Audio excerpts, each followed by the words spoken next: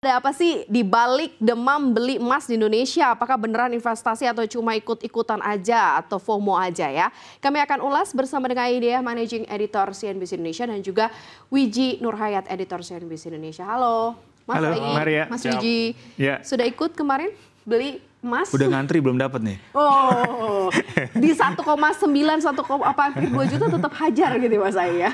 Iya, kan kemarin itu memang kalau kita lihat fenomena yang luar biasa ya. Di butik-butik emas milik Antam itu antriannya sampai membludak ya. Bahkan di salah satu mall katanya sampai kuotanya habis dan itu sampai ada yang memaksa untuk bisa dapat gitu. Tapi sebenarnya nggak bisa gitu kan. Nah ini juga sebenarnya suatu hal yang jarang terjadi gitu ya. Tapi ini fenomena yang kalau kita tarik itu memang kayak ada kekhawatiran yang cukup besar. Sehingga orang-orang tuh kayak berbondong-bondong beli emas gitu ya. Dan itu akibatnya harganya juga naiknya nggak tanggung-tanggung ya, sampai 1,9 juta ya per gram, rekor tertingginya ya. Makanya ada gitu. fear, ada ketakutan gitu ya. Betul. Ketidakpastian ekonomi kayaknya Mas Wiji masuknya ke sana. Tapi kan kalau kita lihat dari tracknya, emas retail ini tuh atau emas fisik batangan nggak cuma diburu retail, institusi banyak negara juga banyak yang udah mulai koleksi lagi. Berarti secara situasional memang apa yang direspon retail tuh sebenarnya secara global pun juga udah merespon ya. Betul, karena balik lagi ya, mereka melihat bahwa ada kecemasan akibat dari perang dagang ini. Jadi perang dagang ini cukup berpengaruh signifikan, termasuk salah satunya adalah menaikkan harga emas ini. Oke, kalau dilihat dari yang terbentuk sekarang ini udah mulai masih masuk akal nggak sih? Karena ingat banget ketika dulu masih di 1.600 Mas Ai, 1.700 di global price-nya untuk gold itu, banyak yang bilang bisa ke 2.500 gitu ya. Tapi itu periodenya lama sekali masuk ke sana, 10 tahunan kalau nggak salah. Nah sekarang di 3.200 kayak sekejap saja gitu ya. Nah ini mulai ada kata tidak masuk akal nggak sih untuk komoditas yang satu ini gitu ya. Emas sekarang kan memang kita tahu emas ini kan instrumen hedging, lindung nilai terhadap segala hal. Ini seperti apa Mas? Jadi kalau kata orang tinggal menunggu waktu menuju 3.500. Kemudian kalau di Indonesia harapannya bisa tembus 2 juta gitu. Tapi kalau kita lihat ini bukan sesuatu hal yang mustahil gitu. Karena dulu Bitcoin ketika FOMO terjadi tahun 2021 harganya juga hampir mendekati 1 miliar dan akhirnya tembus 1 miliar. Dan sekarang harganya 1,5 miliar itu kan sudah di luar prediksi. Padahal awalnya diprediksi cuma 1 miliar, tapi sekarang sudah tembus sampai dengan 1,5 miliar walaupun harganya kembali fluktuatif ya. Gitu. Jadi kenaikan lagi dan lagi ini bukan sesuatu yang mustahil akan terjadi sih. Oke, berarti secara tren lagi dan lagi itu bukan sesuatu yang mustahil. Berarti ini bisa dibilang bukan FOMO tapi udah ada mindset investasi nggak sih dari ya orang gitu yang kemudian memburu. Belum lagi kan memang ada di sosial media tuh ada yang cerita dulu punya sekian sekarang jadi sekian gitu ya. Itu mungkin jadi memacu atau memicu begitu ya adanya aksi buru emas ini nih Mas Ai. Iya, mungkin perkembangan arus informasi dan juga media sosial sekarang membuat orang banyak aware gitu ya terkait investasi. Dan mungkin kita juga belakangan juga seringkali memberitakan atau menginformasikan gitu ya. Hampir semua instrumen investasi kan mengalami penurunan ya. Mau itu kripto, mau itu obligasi, mau itu saham, reksadana dan lain sebagainya. Dan satu-satunya instrumen yang terus naik itu emas gitu. Suka tidak suka kita harus mengatakan ya emas ini akhirnya menjadi perhatian orang gitu ya. Kenapa di tengah ketidakpastian ini, di tengah gejolak ekonomi dan juga kekhawatiran yang besar ini hanya emas ya. Makanya orang berbondong-bondong borong emas gitu ya. Dan memang dari dulu emas ini terkenal sebagai aset safe haven kan, lindung nilai gitu ya.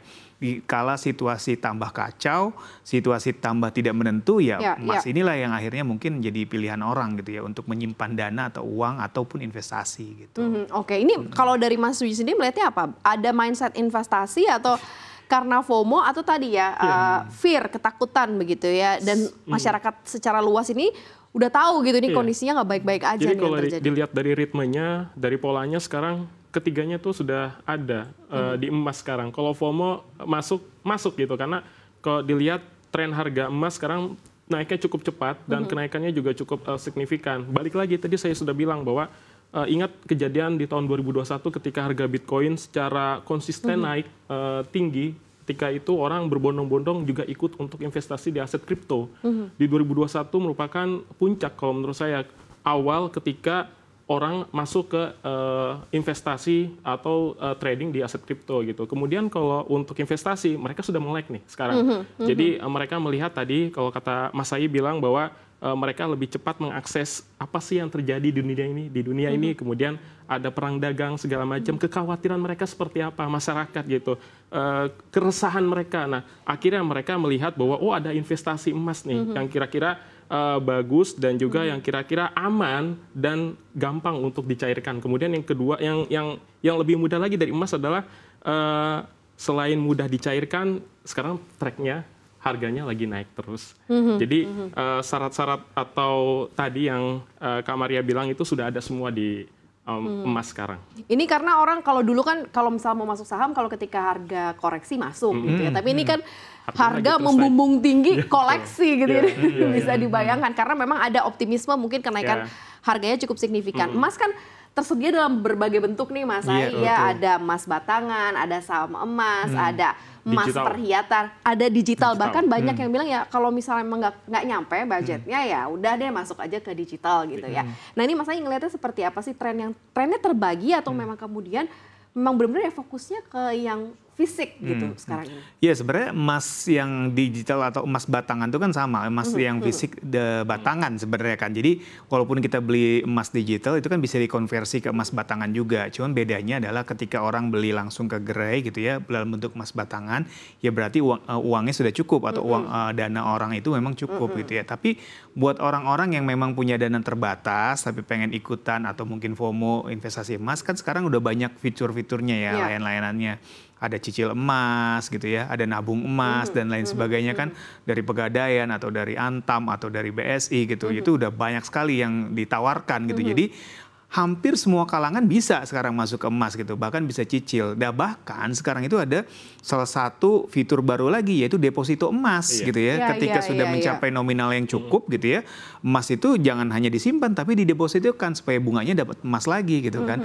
Ini kan suatu hal yang mungkin membuat orang-orang yang memang dari awal suka emas atau yang baru suka emas tuh semakin berbinar-binar matanya ya kan. Berbinar-binar banget ya. Di tengah harganya yang terus beranjak naik gitu ya. Dan kalau dilihat sih memang dengan kondisi geopolitik sekarang yang masih nggak menentu ya, kayak perang juga kan masih kembali memanas gitu ya di Gaza, di Ukraina gitu ya.